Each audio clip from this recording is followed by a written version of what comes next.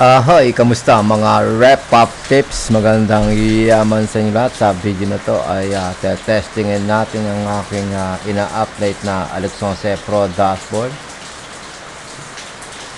Nakikita natin ito yung ating code. Receive po tayo isang katuta kahit na nakakambali yung puta. Ang dami yan. Ang daming dapat inaano dito na arrange ko. May nilagay akong bagong function dito sa Pro dashboard. Pagkukumpara natin yung Pro dashboard na yan dito sa isang ginagawa ko rito, yung isa, eto WinForm ang tawag dito, pero yung isa naman WPF. Pero makikita natin yung difference niya mamaya. At hintayin natin mag-boot up yung sa ngayon naka-debug mode. So gagawin ngayon natin, would you like to import new data? Yes. Makita natin mga estudyante ko sa masterclass ay meron silang access para dito, exclusive na software na aking develop pang stocks, forex, crypto. So makita natin how to import new data in Alex 11 Pro dashboard. Step 1, all the way sa website niya. At sinasabi din dito, may option dito na pwedeng pang forex, Philippine stock market, US stock market, index, at mga crypto, at syempre mga forex pair. So gagawin ngayon natin, yes, I would like to have a new data. Sabihin natin, ang gusto natin dito, forex, GBP, USD. So, usually, ang gagawin dyan, pupunta dito sa Investagram. Tapos, kukunin natin yung historical data ng GBP USD. Pwedeng dyan tayo o pwedeng sa browser na lang. Pero gawin natin dito tayo. Sa-select tayo ng GBP dito.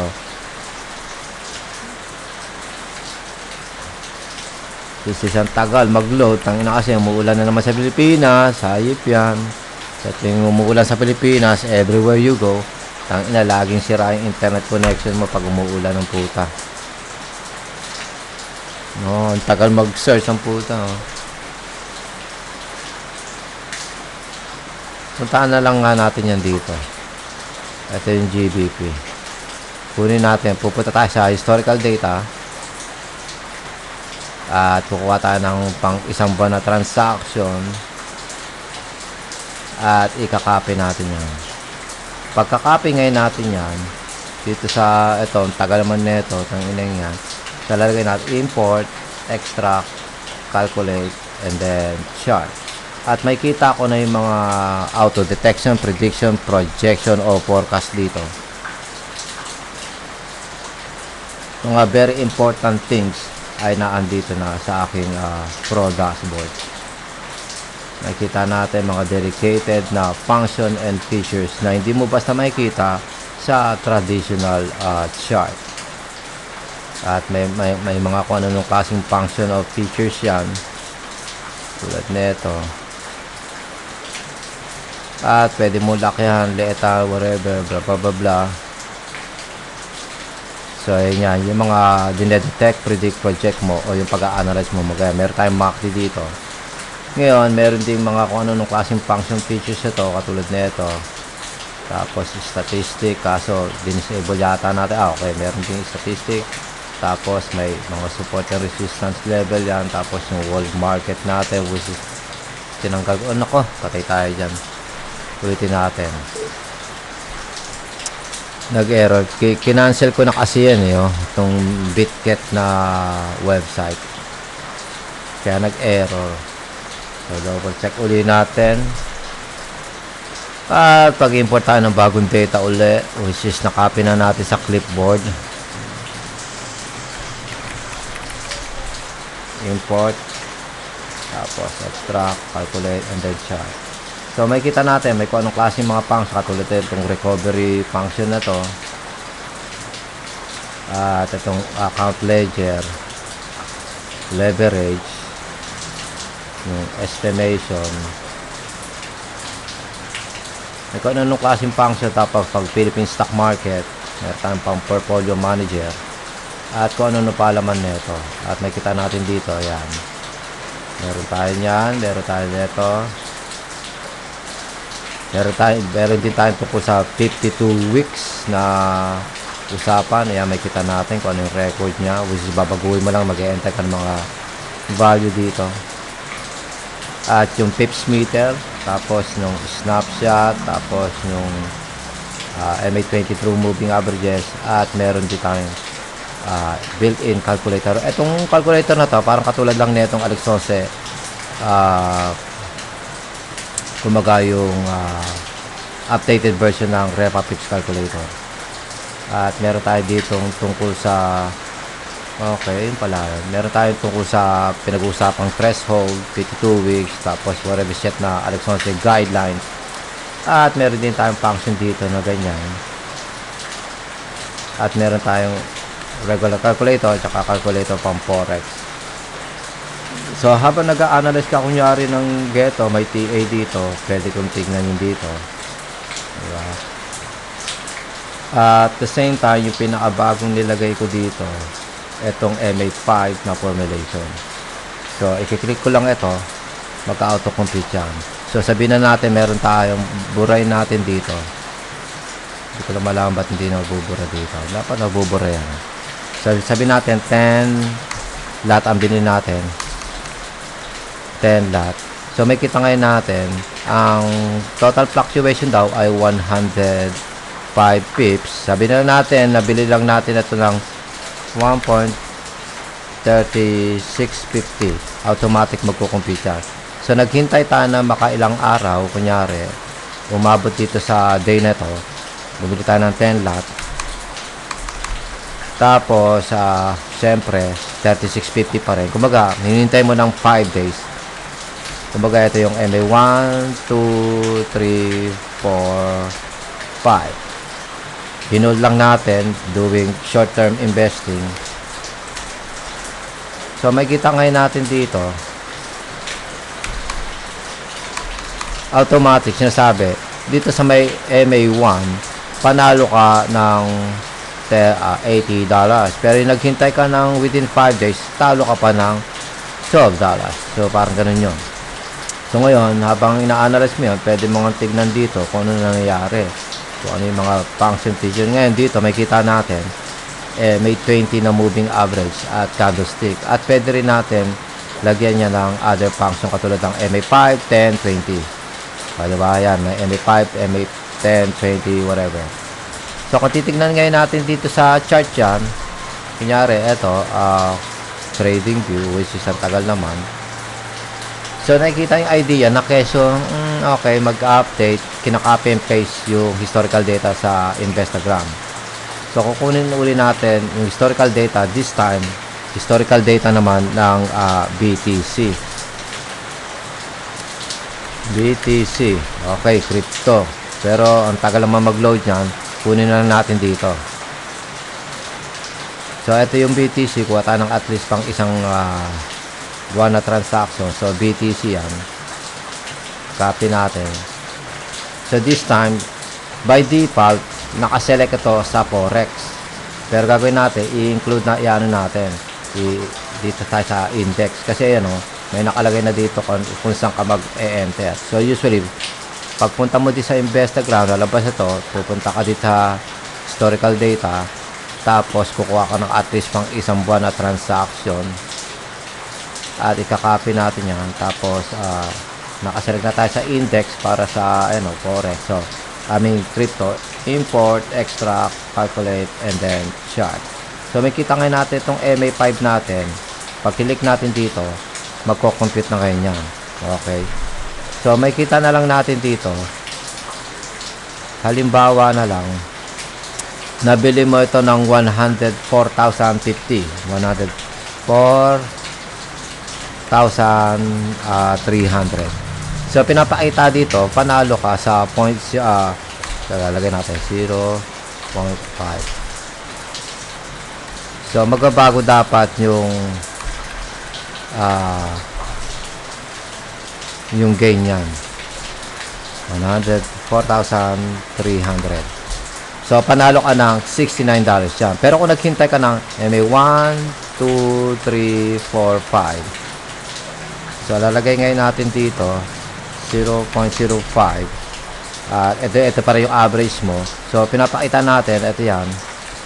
So, yung 69 mo, nabili mo lang ng 104,300. By this time, ang closing value, $108,038. Kaya panalo ka from $69 ay umabot ng 168 na game. So, yun ang purpose niyang panel na yan. At the same time, nandito yung detection, prediction, projection, whatever, blah, blah, blah, blah. Nandito yung mga other function or features.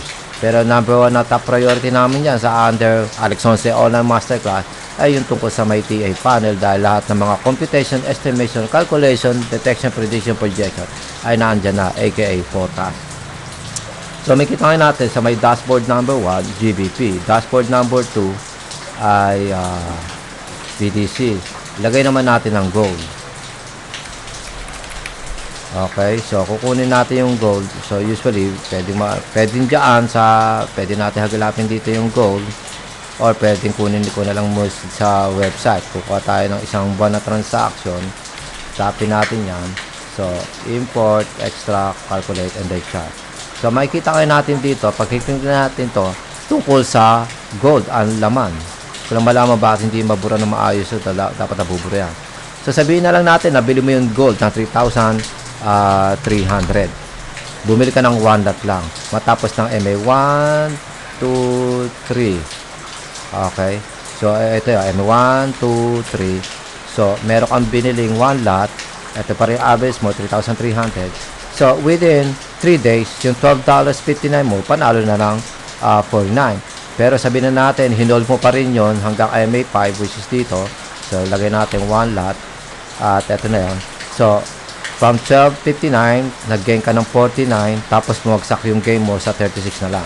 So, yun ang purpose niya. So, habang nilalagay mo dito yan, ilan lot size, lumalaki yung game mo, or habang binabago mo yung presyo mo. So, yun ang kagandahan. So, makikita nga natin, dashboard number 1, GBP, dashboard number 2, PTC, dashboard number 3, gold. Pero, makikita ngayon natin depression yan sa pamagitan nito. Ang gulo ng ano natin desktop natin. Ano natin? Yeah. So, i-open naman natin itong isang aking project. Na kung saan, ito naman, kagandahan nito, hindi na tayo magka-copy and paste pa ng data. Bagkos, mag-enter na tayo ng kunyari GBP USD. Yan, Forex yan. So ngayon, meron tayong MACD na nilagay at meron tayong RSI, stochastic, candlestick, tatlong moving averages. At pwede natin i-zoom in, zoom out, whatever. Zoom in, zoom out. Diba? Pwedeng ganyan, tapos pwedeng dito. So, ayun yung kagandahan yan.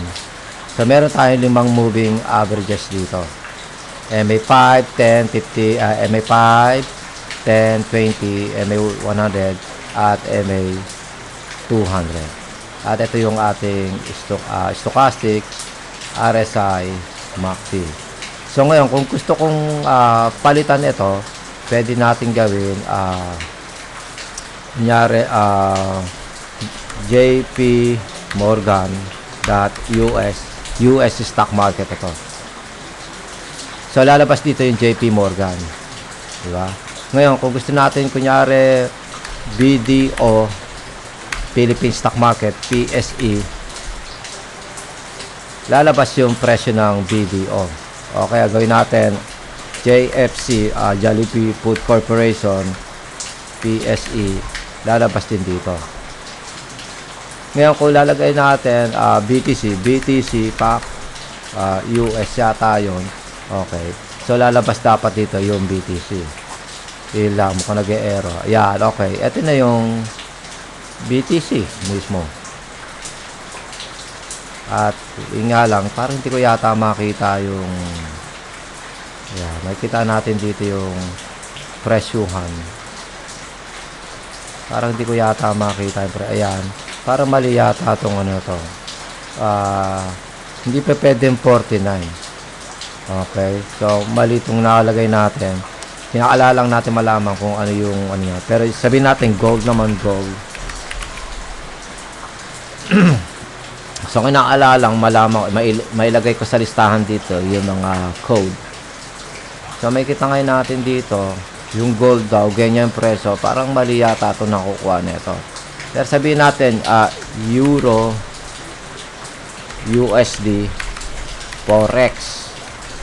So may kita natin yung presyo ng Euro USD Forex pair. Okay. Yun lang. Ang tagal mag-load. Medyo mabagal ang internet connection. So gilapin natin dito yung Euro. Okay. Hanapin natin yung Euro kung magkano nga ba ang presyuhan ng Euro. So double check lang natin dito. Ayan natin, kaso parang ayan, ito na, nag-update na. So nakikita yung idea dito, hindi ko kinakalang mag copy and paste ng historical data. Ito automatic na ko-compute niya na lahat yung mga gusto kong makuhang information, and then later on i-update ko yan ng ganito lang din mismo.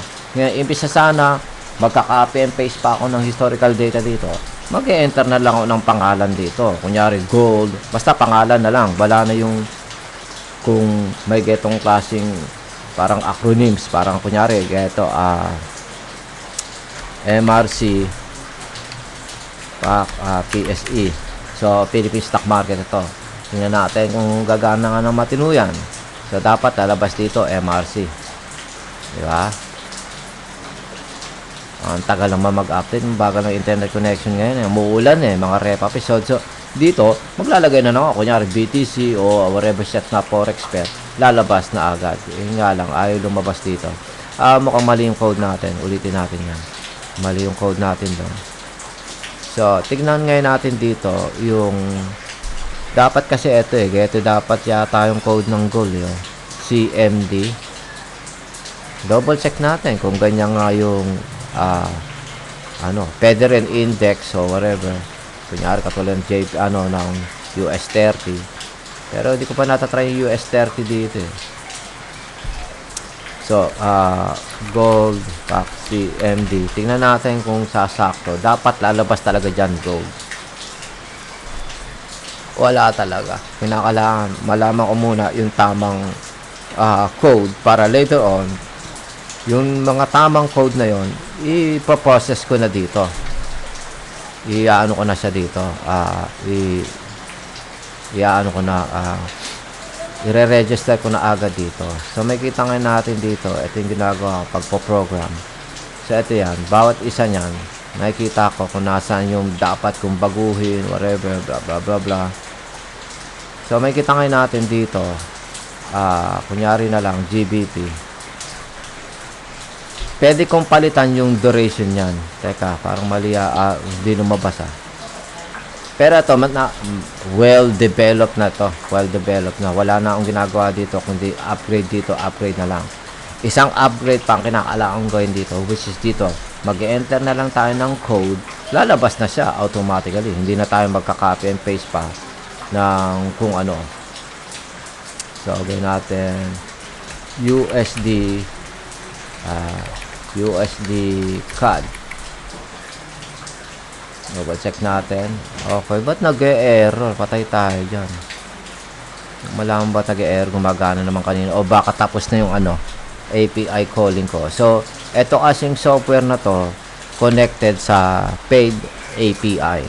So, ngayon, tinatry ko lang yung free version para malaman ko kung may hustisya ba na mag-subscribe pa ako ng monthly dito o yearly. USD CAD. Malaman bakit hindi lumalabas. Tama naman to. USD CAD. Gawin uli natin yung euro. Hindi ko malaman ba't nag-e-error ngayon. Dapat hindi yan nag-e-error. Mukhang wala na, naubos na agad yung API calling. So, pero nag-guess yung idea na imbis na sana magka-copy and paste ako dito, ng historical data, hindi na tayo magka-copy ng geto. Usually kasi geto yung function yan. Pero okay din naman, ka-copy and paste nga yan, tapos import, extract, calculate, and the chart. Pero convenient rin naman yun. Kesa naman noon sa Excel, pahirapan pa, magka-copy and paste ng everything, blah blah. Eto, mga well-developed na. At the same time, meron tayong, kunyari, charting system. Pwede tayong Investagram or TradingView ang hagilapin natin. Kunyari, ito, TradingView. So, tatlong chart ng TradingView ang lalabas dyan. So, meron kang quadruple, triple, dual, single, whatever. Hanggang all the way, pwede kang, kunyari, dito mag-trade and scalp, kunyari, o nag-invest ka sa Philippine Stock Market gamit ang COL Financial na broker. So, ang ganda nito. Very excited ako na matapos na ito. Kasi ito, hindi ko malaman bakit nag-error ulit. So, usually dapat lalabas na yung data dito. So, ang ganda na ito. So, ito yung mga bagay na hindi mo basta makikita kapag halimbawa gumamit ka ng traditional chart. Meron mang mga ganitong klaseng specialized computation, kinakailangan may wide and deep knowledge ka para mas maintindihan mo kung para saan ito. Kasi kung titignan natin ng gusto yan, dito, which anak ng putang, bagal naman kasing mag-improve dito, dito sa trading view. The best na charting system talaga ay trading view. So, mabagal ang internet natin para mapakita ko lang sa inyo yung idea na okay, may technical analysis o whatever shit na heads up dito. Katulad nito, may technical analysis dito sa Investagram. May kung ano nung klaseng function, features, o calculation dito. Diba? Yan. Yung mga computation, calculation, estimation, o detection, prediction, projection yan is almost the same thing as this. Nagkataon nga lang, medyo iba yung dating neto, which is very too technical and very advanced din. Iba yung nakikita natin ng mga record dito versus sa record dito. Mapapansin nyo, puta panay numero na i-guess nyo. Which is, yun ang lagi kong ine-emphasize sa aking Alex Ponce Online Masterclass. Na maging bihasa ka, magpakabihasa ka sa numero. Kasi whatever shit na nakikita mo dito sa chart, hindi naman totally panay. Titignan mo lang kung ano tsiro ng chart, blah blah blah blah. Is everything about computation, estimation, calculation ng by numero. Value, volume, amount, percentage. Katulad na lang nito, isipin nyo, di ba? So, lahat yan, katulad nitong ATR, average true range, tapos boiler bands, hanggang all the way pag gumagamit ka ng trading view, may sinasabi dito, may parang bullish and bearish signal, whatever shit na ganon. May mga metro na nagsasabi, it's more on buy long, it's more on sell short, it's more on trade range sideways, blah blah blah. Kaya sa pamagitan ng Pro Dashboard ko, mas mapapadali ang process at syempre, yun nga, under my Alex Ponce Online Masterclass, tinetrain ko about isang estudyante. Paano iniintindi, inuunawa ang pabuang laman ng Alex Ponce Pro Dashboard, paano ka lalaban, paano ka mag-trade and scalp sa araw-araw. Masyado lang common yung strategies, usually aking tinuturo, mga formulation, mga system, strategies, mga ganon. It's more on formulation kasi kung strategy lang din, puta kahit sino nagbabari ang mga strategy. Pwedeng gumana, pwedeng hindi, is either way. Depende sa kada kokote ng isang tao. So ngayon, may kita natin dito, ang bagal kasing mag-load dito. Dito sa may trading view, may makikita tayo dyan parang technical window na kung saan sinasabi if it's more on buy long ba o sell short, blah blah blah. Tapos may kung ano-ano lang din siyang mga indicator na kung saan buy numbers mo titignan. Is the same process katulad ng nilalaman ng Pro Dashboard. Nagkataon nga lang, ito ay under sa ilang taon o isang dekadang experience na kinuha yung idea. Hindi lang yung basta hula-hula kuno. Hindi para magte-trade and scalp ka, tapos panay huliasis lang mangyayari. So dito, hindi pwedeng hula-hula. Dahil unang-una, ang pinagbabasihan mo mismo, yung historical data, technicalities na tinuturo ko rin mismo under my masterclass.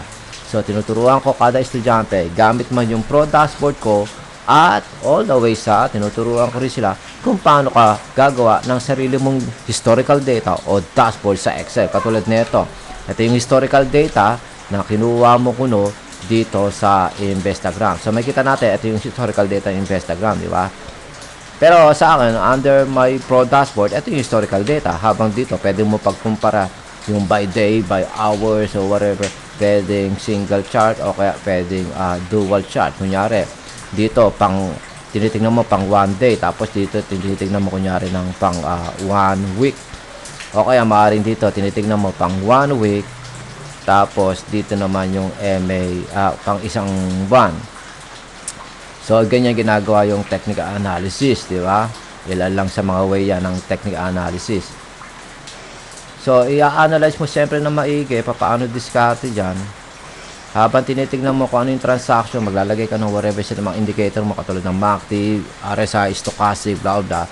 Pero usually, pinakamagandang setup, kahit ano lang, stochastic, tapos MACD, RSI, candlestick, MACD na lang tapos candlestick, o kaya, candlestick na lang, tapos ilang moving averages lang, okay na. Habang ina-analyze mo dito, pinagkukumpara mo yung 1 week versus 1 month, tapos ito yung 1 month na transaction, aka MA20. Habang kung makikita ngayon natin dito sa aking Pro dashboard, pinapakita na agad sa akin dito magkano pinaka-highest and lowest sa loob ng MA20, magkano yung ranges at kung ano pa. At para makita mo yung full information yan, andito nga sa under TA panel. Habang kunyari kung di ka pa marunong mag-detect, predict, project, may automatic forecast na nagsasabi dito sa main panel. Yan kung bullish or bearish.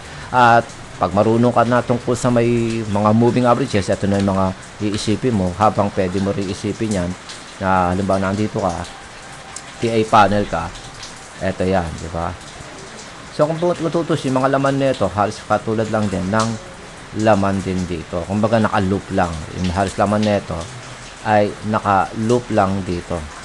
Habang ina-analyze mo dito sa TA panel, yan, di ba? So napakaganda ng getong klaseng tools. Kumbaga parang parang Swiss knife mo. Bilang investor, swing trader, day trader, position trader, momentum trader, you see the way, kung ano man trip mo. So may kita ngayon natin dito under trading view na charting system. May makikita dito na keso ito nga, may version lang pang technical analysis. Sinasabi na agad yung year to date, tapos yung MA5, MA20, tapos 3 buwan o sa isang taon. Pinapakita dito yung performance. Okay, pinapakita dito, tapos ito na nga, yan mga pang technical analysis yan. So more on values or volume or whatever, tinitignan mo dyan, mga numero by percentage. Tapos may kita ngayon natin dito sa may technical analysis niya. Sinasabi daw dito kung is more on buy long ba or is more on sell short by day, by week, by month, or by hours or minutes. Habang makikita mo rito, wala kang makikita ang totaling chart dito. Ang titingnan mo dito, yung mga numero. Makikita natin may exponential, simple moving average at kung ano pa, RSI, stochastic, CCI, blah blah blah.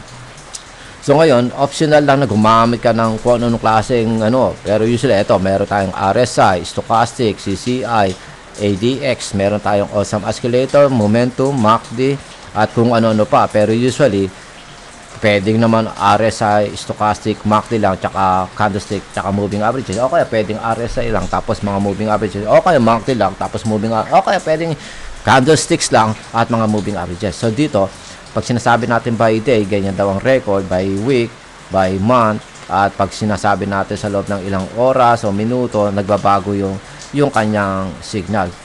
If it's more on buy long ba o sell short, blah blah blah blah. So kung titingnan ngayon natin, by day is more on buy long.